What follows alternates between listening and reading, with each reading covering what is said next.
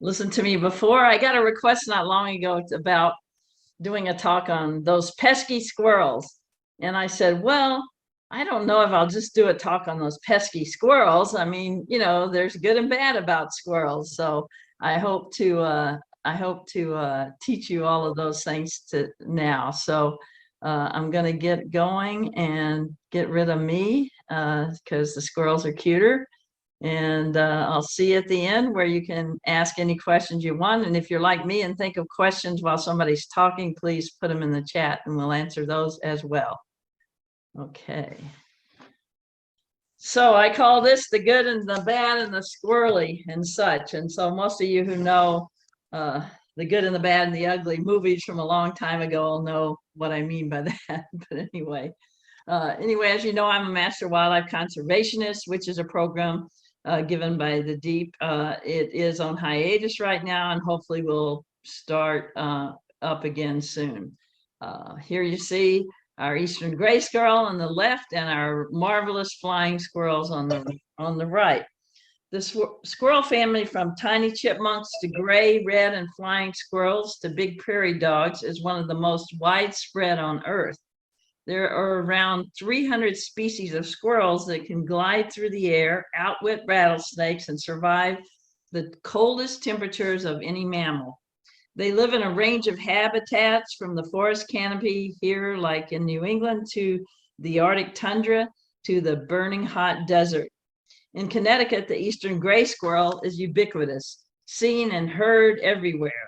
It's beloved, bewildering, abhorred, and adored.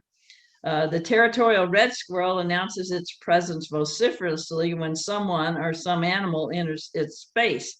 It is sassy, showy, and magnificently adorned in red fur. The southern and northern flying squirrels, of which Connecticut has both, are nocturnal marvels of our forests and can glide from one tree to another up to 120 feet. It is elusive, but also fascinating with its big eyes, membranous skin that allows it to glide, and its interspecies gregariousness.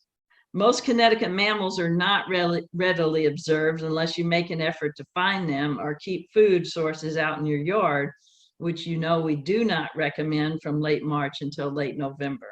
However, the eastern gray squirrel is ubiquitous as well and is one mammal you can count on seeing regularly, even throughout the winter. They have always been numerous throughout the state. Other nut-munching, skittering critters we will explore in this talk share common traits with the gray squirrel, but also have their own unique characteristics, as you will see. Hold on a second. Just the facts, and nothing but the facts. Are you talking about me? Recently, I told friends that January 21st was National Squirrel Day. Then followed a long discussion of why they do not like squirrels or chipmunks, how they do not want them around, and how in the world can they get rid of them. I told them that there is a National Squirrel Day because squirrels are adorable and extremely fun to watch. Of course, I kind of made that up. Maybe it's the mini hats they wear. No, not real hats. Please don't put hats on squirrels. What I mean is they play a variety of roles like acrobat, bandit, gardener, trickster, ecological contributor, and much more. So I set out to discover why these creatures are worthy of their own day. And after you read the facts I found and listen to them, you might just appreciate squirrels of all stripes. And speaking of stripes, chipmunks too, plus what to do if you have a squirrel problem. In Connecticut, we've got squirrels. I was very lucky one day to look out my window and see 3 different colored squirrels. As you can see, the red squirrel at the top, the eastern gray squirrel at the right, and the left. It's a black version of the eastern gray squirrel, which we will talk about. These are the 3 different squirrels you will see in Connecticut, along with the flying squirrel. Again, the red is the red squirrel. The black occurs as a melanistic subgroup of the eastern gray squirrel. Again, the other not pictured is the flying squirrel. Both gray and red squirrels are common and abundant in Connecticut. Gray squirrels and red squirrels are found everywhere and readily seen during the day, while the flying squirrels are nocturnal and only seen at night and at times perhaps down your chimney. Red squirrels are sometimes called pine squirrels or chickarees. The gray squirrel is also known as the eastern gray squirrel. Again, both are members of the squirrel family, along with flying squirrels, chipmunks, and even woodchucks. And don't you forget about us. These are some flying squirrels I was privileged to see one night very late up on a mountain in Connecticut, obviously a hill. But so the eastern gray squirrel, there you go. There's the Latin name. I'll let you pronounce that. I'm not too good at that, even though I took 5 years of Latin. And here are phrases people usually say: that pesky squirrel, get out of my bird feeder. They're much maligned and set upon by humans and most predators. Obviously, they end up to be a lot of roadkill because they seem to not be able to make up their mind which direction they want to skitter when they see a car coming. They're medium-sized tree climbing squirrels. It is the largest of the Connecticut squirrels. Individuals can weigh between 1 to 1.5 pounds, although they might look a little heavier. The sexes of the gray squirrel do look similar. Adults averaging 15 to 20 inches in total length, and their tails averaging 6 to 9.5 inches. Typically grizzled or light gray, they have white on the chin, throat, and belly. So this is a pretty typical view of our eastern gray squirrel. Melanistic black individuals are present in many areas throughout the Connecticut. They used to be primarily up in Westfield, Mass, but they have kind of migrated down now. On occasion, you will see a leucistic eastern gray squirrel that, because of the role of its genetic dice, it isn't able to produce melanin, the substance that gives color to their fur. So they'll appear white. Gray squirrels occur from southern Quebec, New Brunswick, and Ontario to Florida, west into eastern Texas, and north into southern Manitoba. They have been introduced into Washington State, British Columbia, and Vancouver Island. The gray squirrel has always been numerous throughout our state, and they inhabit deciduous woodlands when abundant, but they also are very adaptable, and they will disperse as these woodlands were cleared of forest. They will disperse to houses, agriculture, and industry and eat whatever they can find there. They eat a variety of mast, which is nuts, including acorns, hickory nuts, beech nuts, and butternuts, along with berries, mushrooms, maple seeds, and some field crops such as corn. They'll also take advantage of sunflower seeds, and they are acrobats and can figure out anything you do to try to thwart them. Anything that's offered at backyard bird feeders, they're going to try to get. Populations of gray squirrels can change dramatically in just a few years, depending on the food supply. As you know, if you've been out in the woods or in your yard, if you have a lot of oak trees, it wasn't a particularly good acorn year this past fall. So it'll be interesting to see if that has affected our squirrel population. These tree-dwelling rodents, yes, they are rodents, are agile climbers and jumpers.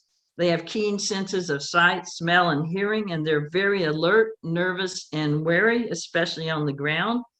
When danger is near, they quickly retreat to the safety of trees, and even birds look, and when they see the squirrels skittering away to safety, then they oftentimes do too, worrying about birds of prey. Gray squirrels are somewhat sociable, and they can tolerate other squirrels nearby. The gray squirrel is active year-round, but needs tree cavities for shelter during harsh weather. They also make those very messy nests up in trees. It looks like somebody just like took your bag of leaves and dumped it on the limbs. In the fall, they'll gather and bury at random winter food supply.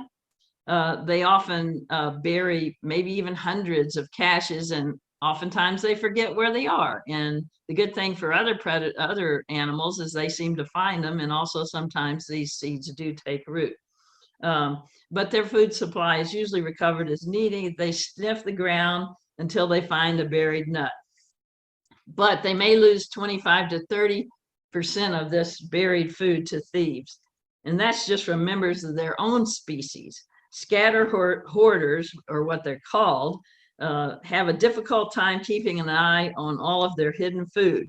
Fellow squirrels or birds often take advantage of this for a free meal. And as I said, they do like to raid bird feeders. Squirrel habitat is low to mid-elevation environments of coniferous, mixed conifer, and hardwood forests. They contain large trees for denning and finding food. Who made the red streaking? This is gray squirrel striping, a communication activity. Many hunters mistake this for deer rub, but this is the red streaking made by gray squirrels, scratching and gnawing and climbing. So now you know, if you see that, that is gray squirrel, not deer rub. So they're often very curious, as you know. They'll be looking at you and hoping you'll give them a handout. Their individual home ranges vary from 1 to 100 acres, depending on the season and availability of food. They will move within their range according to that availability of food.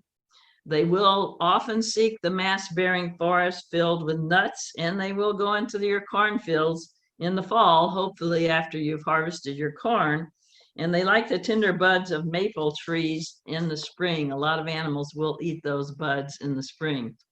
During the fall, they might travel 50 miles or more in search of a better habitat. That is, if they don't get hit on roads. As you know, Connecticut is the 4th most fragmented state in the country by roads and buildings. So it is a challenge for all of our animals. The populations of squirrels do fluctuate regularly. Again, when they're high, they have had a lot of food, and they may go on mass immigrations at that time, trying to find their own territory, and many individuals will die. In a few years, populations can change dramatically. During successive years of good acorn production, which we had 2 years prior to this last fall, the populations reach very high levels. People get a lot of calls about squirrels being in their houses, in their attics, causing trouble. But if the food supply is low, their population does decrease quite a bit. So there have been reports of extensive squirrel migrations. I mean, I've never seen a gang of squirrels, migrating, but in Connecticut, there was a big one reported in 1933 when 1,000 or more, yes, they can swim, 1,000 or more squirrels swam across the Connecticut River between Hartford and Essex. Although the exact cause of this migrations like this is unknown, most likely it was because of a limited food supply. Unsinkable, they will swim if dropped by a predator or as an escape. I was canoeing out on Hogback Reservoir, which is in my town of Barkhamsted, and I saw a eagle drop a squirrel, and the squirrel was in the middle of the reservoir, and it swam and swam like crazy until it got to the other side. I did follow it and tried to offer my paddle, but it wanted nothing of me, so I did get this photo. So most gray squirrels can pull off an 8-foot jump from a stationary position. Much of that acrobatics and dexterity is used to escape predators. This photo was courtesy of Dave Swanson of Country Magazine. As you see here, the squirrels got a great advantage on the red-tailed hawk because the hawks cannot nab anything as they're just sitting. They have to be beaming down on something. Squirrels, unlike chipmunks, do not hibernate. This time of year in the winter, they'll look a little bulky. So they do increase that body mass so to help them stay warm during the winter. They are what scientists call non-hibernating homeotherms, and that requires them to maintain a stable core body temperature under various environmental conditions, 98.6 to 100 degrees. By shivering, remember when we're really cold, we shiver. That helps generate heat. And with gray squirrels, shivering can generate heat at a rate 10.3 times greater than their standard metabolic weight. And that helps them survive even the harshest weather conditions. Again, as I've said many times, nature does equip these animals with all kinds of characteristics that do protect them. Positioning of the tail above the back can increase the insulation value of their fur and also act as a heat shield and reduce the uptake of heat from the environment. It also can shield them in very hot winters. So when you see them flipping their tail over their back, they're not just being expressive. They're either trying to warm or cool themselves. Winter food comes in many forms. Although they have a super keen sense of smell that allows them to dig up their buried nuts and seeds, they also eat buds and barks on the trees. That's why I tell you a lot of native plants are really good to put in your yard, because they provide year-round food for all animals. And they will take frozen fruit if they can find it. They do provide wintertime entertainment for wildlife watchers, as they appear to take the winter in stride. However, for a lot of animals, as squirrels, survival is a deadly game in the cold. So you see there's a little squirrel coming out in spring. Gray squirrels rarely breed before 10 months. They mate in late winter and spring. Their reproductive success is highly variable and dependent on environmental and demographic factors. After they have a 44-day gestation period, they'll give birth to a litter of 2 to 7 young. These will weigh less than a half an ounce, are blind up until 5 to 6 weeks old and helpless, but are weaned and somewhat independent at 8 to 10 weeks old. You see the squirrel carrying her young there, probably fleeing from something that has disrupted her den. The second litter is usually born in July. The nest is often in a tree cavity or constructed of leaves suspended in the treetops. Oftentimes people mistake those for like hawk nests or owl nests, but if you see, just like I said, a mess of leaves, then that's a squirrel nest. These lift nests, they are also used for temporary protection against inclement weather or predators. By 1 year, the squirrels have reached 92% of their body mass. Typically, about half the squirrels in a population die each year, so that does keep their numbers down. Predators like hawks, owls, coyotes, bobcats, and snakes eat squirrels. They also are prone to parasites, diseases, and they often fall and kill themselves, even though they are great acrobats. Human interactions like car collisions also threaten squirrels, particularly in the autumn when they're preparing their winter caches. At birth, the gray squirrel only has an expectancy of only 2 years. In the wild, the maximum recorded lifespan for gray squirrels is 12 years, in captivity up to 20. So if they, dodge all those predators and all those cars, they might live to be a dozen years old. A squirrel's forefront teeth grow about 10 inches a year, so they have to keep gnawing and gnawing to keep those down. No visit to the dentist for them. A few more fun facts about squirrels. They really should get an action movie deal, I think. Their superhero-like talent to reach seemingly inaccessible bird feeders comes from the ability to rotate their hind feet 180 degrees. That also helps them go down a tree. One major complaint of gray squirrels in particular is the disruption they cause at bird feeders. So if you want to avoid squirrels, feeders should be placed in an area where squirrels cannot gain access to them. So they should be far away from shrubs, overhanging tree branches, fences. If you mount the feeder on a metal pole at least 6 feet high, and put a cone-shaped baffle to the pole, it will help thwart squirrels, but they always seem to figure it out.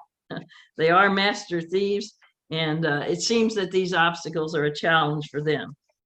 And as with most critters, life is all about the food. If you've seen a squirrel on the ground run for cover, you may have noted how they tend to spiral up a tree trunk, making them hard to see as they escape. So instead of going straight up, they'll spiral around it. An annoyed or alarmed squirrel will flick its tail and holler, "Chee, chee, chee," from the safety of a high branch.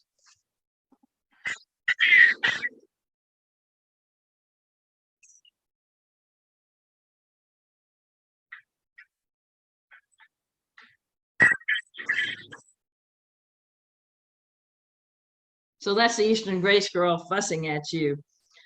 Management problems with gray squirrels. Most complaints about gray squirrels are from homeowners and about squirrels in their houses.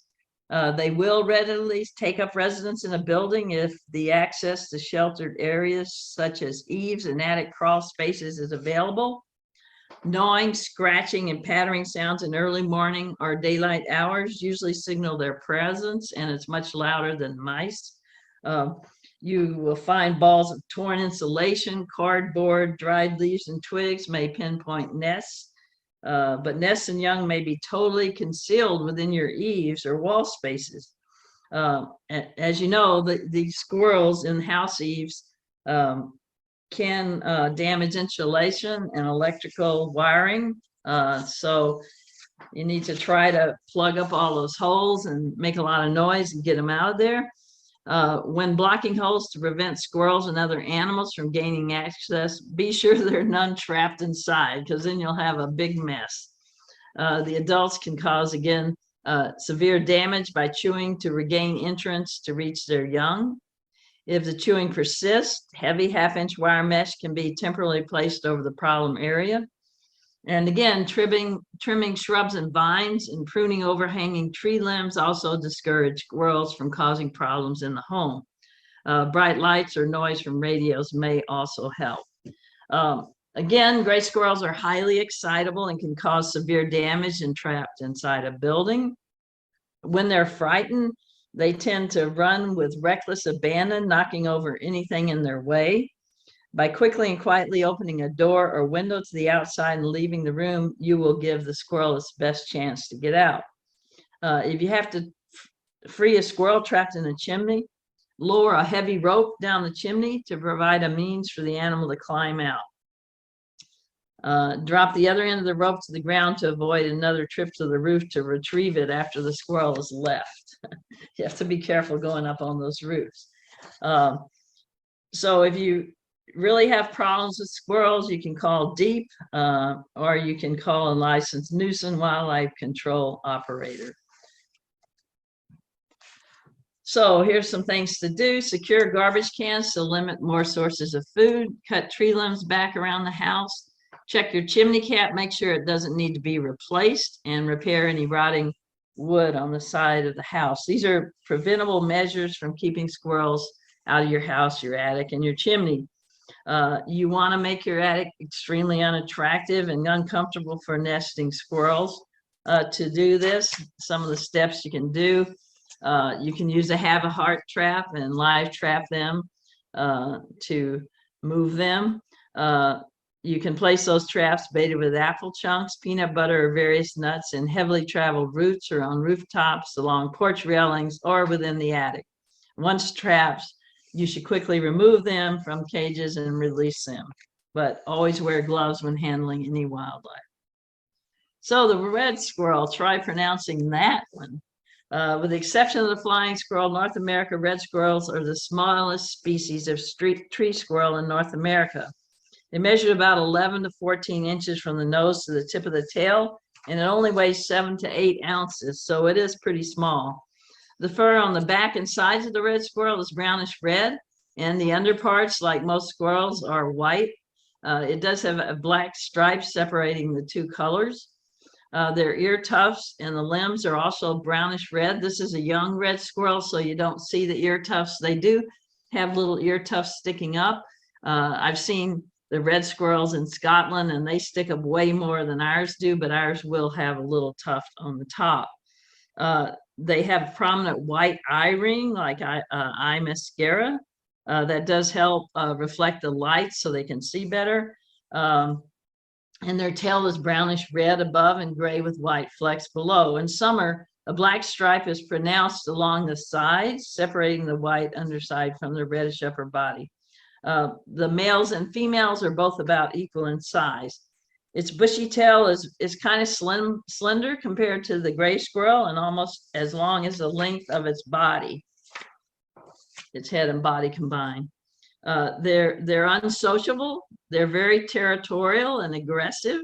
They might jump on you, but mostly they'll scream and chatter at you whenever you're in their area. They will not tolerate their own or other squirrel species in their territories. They are sometimes nicknamed chatterboxes because they are so darn noisy. Here's the range. The North American red squirrel is distributed in North America from Alaska, the Yukon, the Northwest Territories, and Quebec, southward as far as the Rocky Mountains of New Mexico, Arizona in the west, and the Appalachian Mountains of South Carolina in the east. They're not so tolerant of hot weather. The average red squirrel lives 5 years, though the pests have great difficulty surviving their first year. 9 years is the longest recorded red squirrel lifespan. So they're small, and predators do prey upon them. They feed mainly on seeds of coniferous trees, but they also will eat mushrooms, insects, bird eggs, nestlings, and a wide range of other items. It's always fun to look at big mushrooms and see what might have been chewing on them, anything from slugs to squirrels. In coniferous forest habitats, red squirrels create middens, which are the accumulation of cone scales and debris left from their feeding. So that's one way you can kind of find where they've been. You can see a little debris of pine cones behind the tail there. It was interesting in all my hiking this fall and winter, usually on these rocks and stuff, or on downed trees, you would see all kinds of, acorn nuts and pine, but there wasn't a lot this year. The red squirrels feed at one or two favorite places within their territory, so the debris can pile up to considerable depths. Their midden is also used as a storage area for caching cones, and it also provides cool, moist microenvironment, which does facilitate storage of their seeds. The midden and the territory surrounding the midden and the center are the center of activity, and they vigorously defend it from all intruders. Each territory is occupied by a single squirrel, with the exception of females with young. The midden sites may be occupied by a succession of different squirrels for decades. Red squirrels become mature at about 1 year of age, so that's pretty fast. Their breeding season begins in midwinter, usually in February or March, and continues into summer. The females are in estrus for less than a day, actually, and may be pursued by and or solicit the attention of several males. This activity often leads to raucous breeding chases involving many squirrels that may last for several hours. It's pretty fun to watch. We usually just think they're playing, but it's like their breeding activity. The females usually have 1, sometimes 2 litters per year, typically with 3 to 5 young per litter. The young are born after a 35-day gestation period, and they're nursed in the nest for about 45 days before they even come out, because they're so small. They might remain with their mother for several weeks or months before moving away to establish their own territory. In some instances, the mother may relinquish a portion of her territory to one or more of her offspring and move to establish a new territory herself. Juvenile mortality is high, again, just like the gray squirrel. About 50% of the juveniles will die before they reach the age of 6 months. Another 25 to 30% do not survive the end of their first year. So, that's almost 80%. Once they do establish a territory, again, their average life expectancy is 3 years, pretty short. Again, their predators are goshawks, sharp-shinned hawks, Cooper hawks, red-tailed hawks, great horned owls, and mammals like tree-crawling rodents. And they are agile climbers and jumpers, sight and hearing. They are diurnal, which means they're active during the day, although they may occasionally be active during the night. Hold on a second, I gotta turn my internet off on my phone because I gotta say it's unstable, so I want to just make sure it's not on. Okay.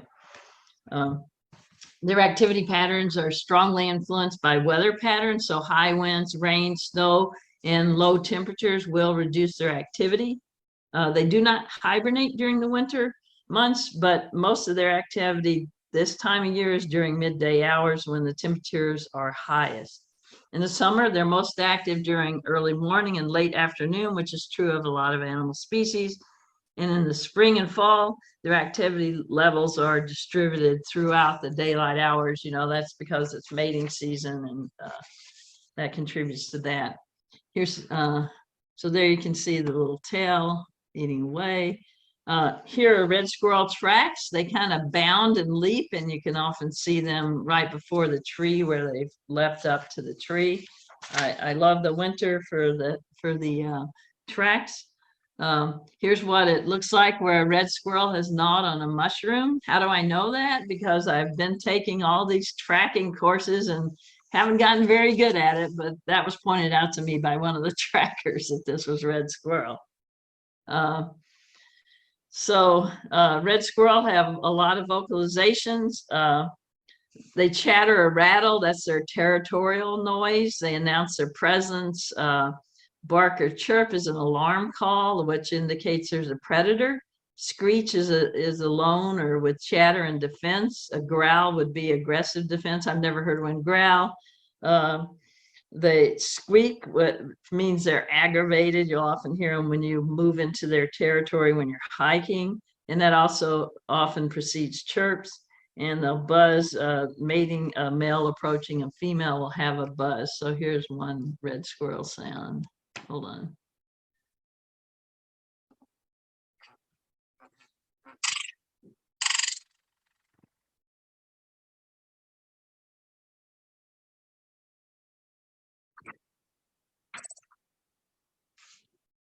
I'm sure that's one that most of us have heard. Again, they're highly territorial, and they will vigorously defend their area surrounding their hoard of food by using these type of vocalizations as you hear here.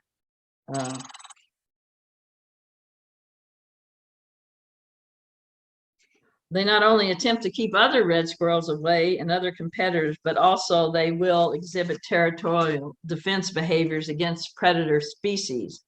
And this chatter or rattle is the most common that you hear. So flying squirrels.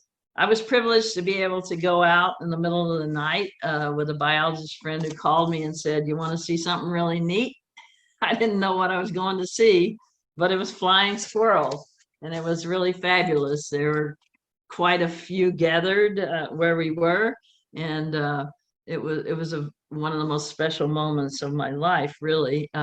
So these photos are those squirrels. Again, in Connecticut, we have the northern and the southern flying squirrels, with the southern the most numerous. Go figure. I don't know why.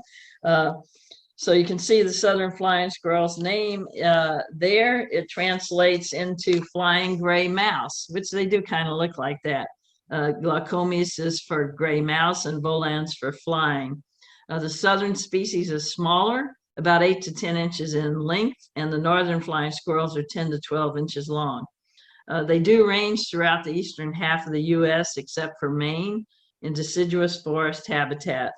Their northern counterpart, which looks very similar but is larger, is present along the northern edges of our state. The southern squirrel is found throughout Connecticut, but the northern does prefer higher elevations. So it's, as I said, in our northwestern most part of the state and on into Massachusetts. They are nocturnal, so they're rarely seen. So getting population counts is difficult. The southern flying squirrel was considered a common resident during the early 1900s and is still common. So here you can see their skin. They might be called gliding squirrels because they aren't capable of true powered flight that a bird or bat can do. They glide. They have a special membrane between their front and back legs that allows them to glide through the air between trees. When a flying squirrel wants to travel to another tree without touching the ground, it launches itself from a high branch, spreads out its limbs so the gliding membrane is exposed. It does use slight movements of the legs to steer, and the tail acts as a brake upon reaching its destination. They can cover 120, maybe even 150 feet in a single glide. Oftentimes they will launch themselves to escape predators. So here's two side by side. Their mating does occur in winter after a day gestation period, they'll have an average of 3 to 4 youngsters. A second breeding season occurs in the summer. Squirrels do breed twice a year, which helps ensure some population, given that they have such low survival rate. They are born blind and helpless, which is true of a lot of animal species, but they do develop more quickly than other squirrels. By 6 weeks, they are able to forage on their own. Tree cavities and even birdhouses may be used as nesting sites. And yes, you can build a flying squirrel box. If you want to keep them out of your chimney, then you can build a box and maybe you'll get them there. So here you can see they're the most common flying squirrel here. As I said, their fur on top is kind of a grayish brown. Their underbelly fur is white. Along the sides, they have that flap of skin running between the front and back legs. When they aren't flying, this flap is scrunched up, as you can see, and may not be that noticeable. Their tail is about 3 to 4 inches, and it's not bushy. They're small squirrels. They only weigh between 1 and 4 ounces. Their black eyes look large in proportion to their heads, and that gives them a very cute, babyish appearance. One night I was sitting in my living room. I have a 1760 house with a really big fireplace, and I was reading, and I thought, I think something's looking at me. And I looked over, and here's a flying squirrel sitting on the bookshelf. So it had come down my very large chimney, and it was just looking at me. So I had to gather it up and get it outside. So there again, they're active year round. In cold weather, they may become torpid and stay in their nests, but it is not true hibernation.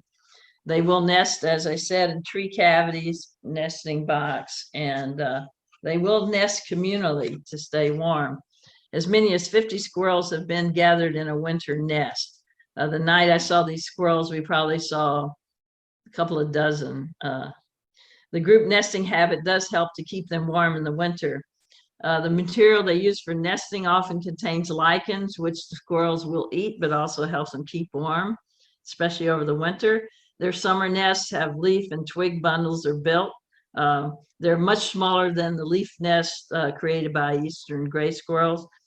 Flying squirrels are nocturnal, as I said, and they often go unseen by us.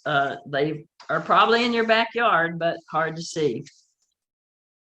As you can see here, their eyes are pretty big in relation to their head. Their big round eyes are one reason why flying squirrels look so cute to us. Like, you know, look at all your teddy bears and all those little animals always have big eyes. But while this trait typically indicates infancy in mammals, like the wide eyes that endear us to babies and puppies, they do retain these disproportionately plump peepers into adulthood. They did evolve these big eyes to collect more light for better night vision, an adaptation shared by many nocturnal animals from owls to lemurs.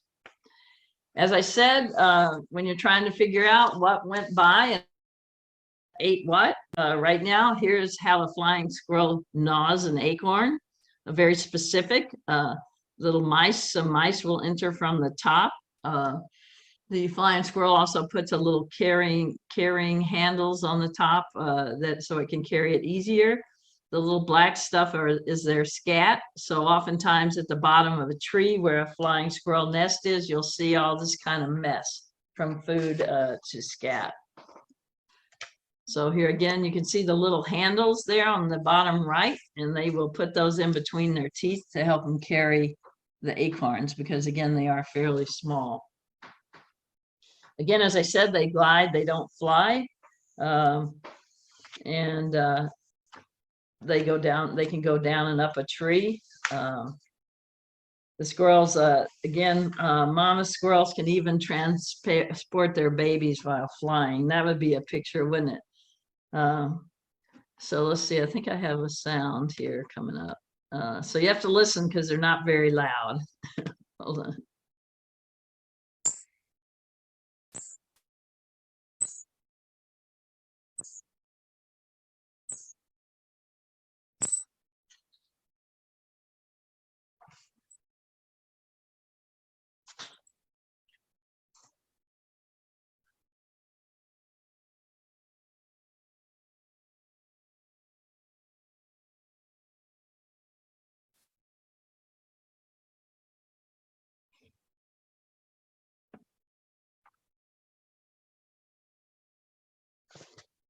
So if you sit outside at night, you might hear them chirping, and you can also hear bats flying overhead. Hey, what about me? This is the eastern chipmunk. It's the only chipmunk found in Connecticut. It is found throughout the eastern U.S., west of the Mississippi River, and in southeastern Canada. It's one of 25 species of chipmunks. All but one are found in North America, and the eastern chipmunk is the largest. And again, it's the only one we have in Connecticut. The Siberian chipmunk is found in Asia. Their genus, Tamias, means treasurer, steward, or housekeeper in reference to their role in plant dispersal. Again, they are in the squirrel family along with woodchucks, prairie dogs, ground squirrels, and tree squirrels. As you know, they're reddish brown in color. They have 5 black stripes on their back. Oh, and by the way, this is Eastern Chipmunk Day.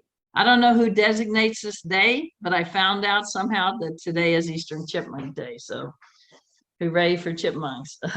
Anyway, 1 black stripe runs down the middle of their back. 2 black stripes run down either side of their backs with a white stripe between them. They also have light stripes above and below their eyes, as you can see that. They do have white undersides.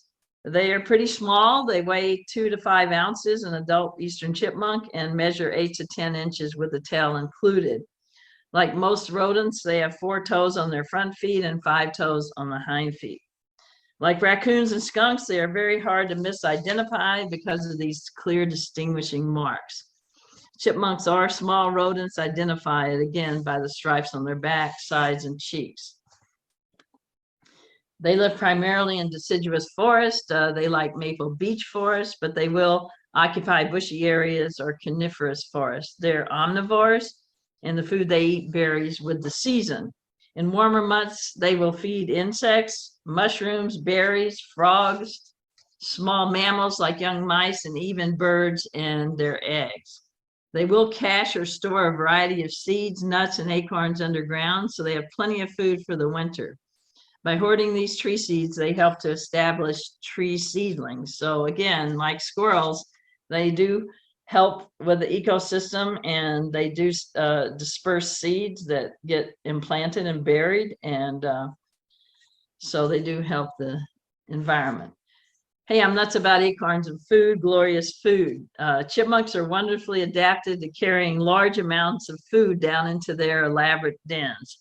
As gnawing mammals in the order Rodentia, they have 2 incisors in the upper jaw and 2 in the lower. Then there's a distinct space. They have no canine teeth between their incisors and their grinding teeth, which we call premolars and molars. They have 20 teeth, quite a bit fewer than the possum that has 50 teeth. In addition to the space between the teeth, they have flexible rubbery pouches that can stretch 3 times the side of their head. There's been a couple of videos that have shown them able to stuff 6 acorns in their mouths at one time. I'm sure you've probably seen golden retrievers that you can put 3 tennis balls in their mouths. So the chipmunk's able to do that, and oftentimes you will see them with their mouths, with their cheeks all puffed out.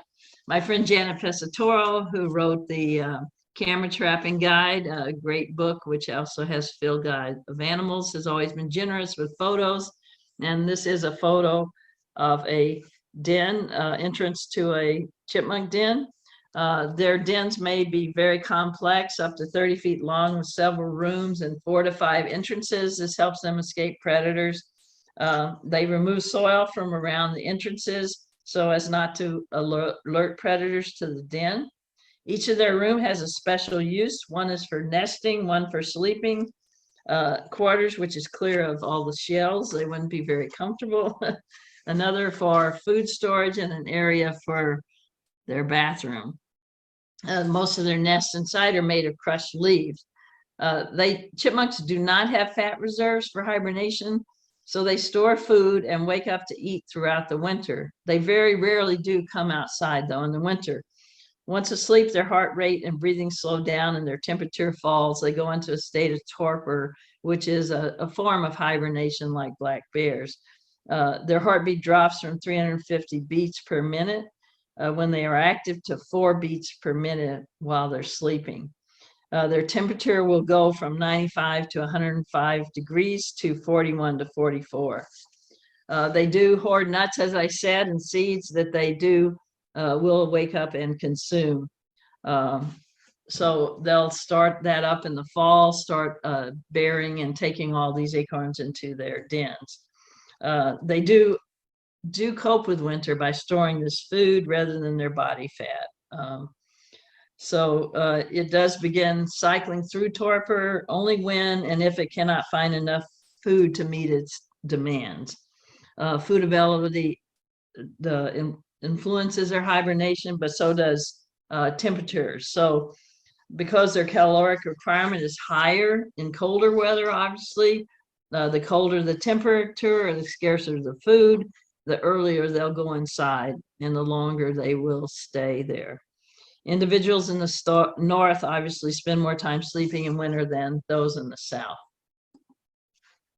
The eastern chipmunk mates twice a year, February to April, and again June to August. The male, which is called a buck, defends their territory during mating season. Their gestation is 1 month, and the female, which is called a doe, gives birth to a litter of 2 to 6 babies, which are kits, kittens, or pups. They are blind as well, hairless and helpless. They are only about 3 grams in weight, the size of a bumblebee, so really small. The female cares for the young and they remain underground for about 6 weeks. Then they become independent and disperse from the nest at about 2 months. Their home range is only about 100 yards. Pretty small. When you think of chipmunks, if you're my age, how can you not remember Alvin and the Chipmunks? I know that they've been reinvented in videos and movies since. Simon, Theodore, and Alvin, with their human adoptive father, David Seville. They became famous with their famous records in 1958, and then through animated cartoons and eventually movies and videos. Real chipmunks obviously don't sing like Alvin and his brothers, but they are extremely vocal. They give 3 calls, chipping, chucking, and trilling. The chipping and chucking are repeated calls that seem to be calls back and forth to each other. Trilling is done to sound the alarm when a predator gets too close. Chipmunks do chip loudly when a predator is nearby. So if you hear that repeated chip, chip, chip, chip, chip, you know that there's something around. It's primarily used, that chipping, for ground predators, though not exclusively. It can also mean birds of prey are in the area. The call warns other chipmunks and other animals of a nearby threat. The sound of a chipping chipmunk, say that 3 times fast, is high-pitched and sometimes mistaken for birds. It may last seconds to minutes, and it is a repetitive call. Some people do mistake a chipmunk's chucks for a knocking sound. You might hear this when there are birds of prey in the air. However, you might also be hearing another animal like a woodpecker.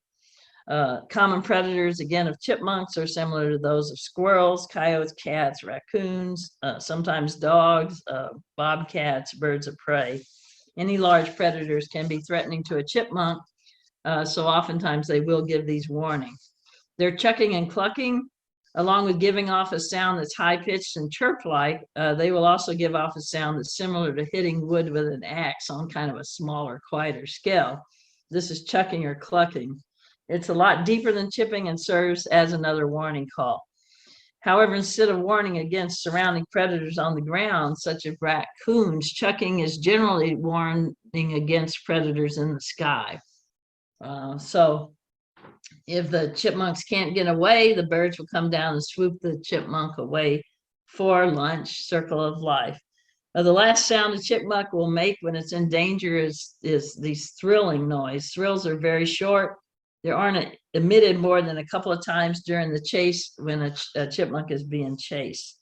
They're also very noisy while they're being chased, so they'll let off a noise, letting everything around know what's happening.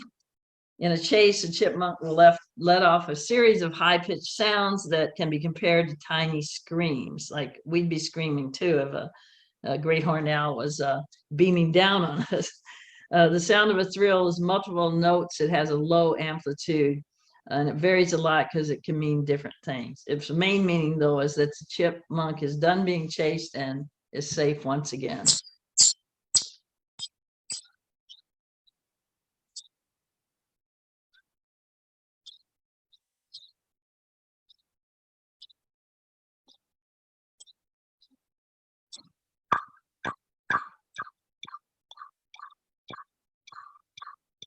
That's their woody noise, the chucking.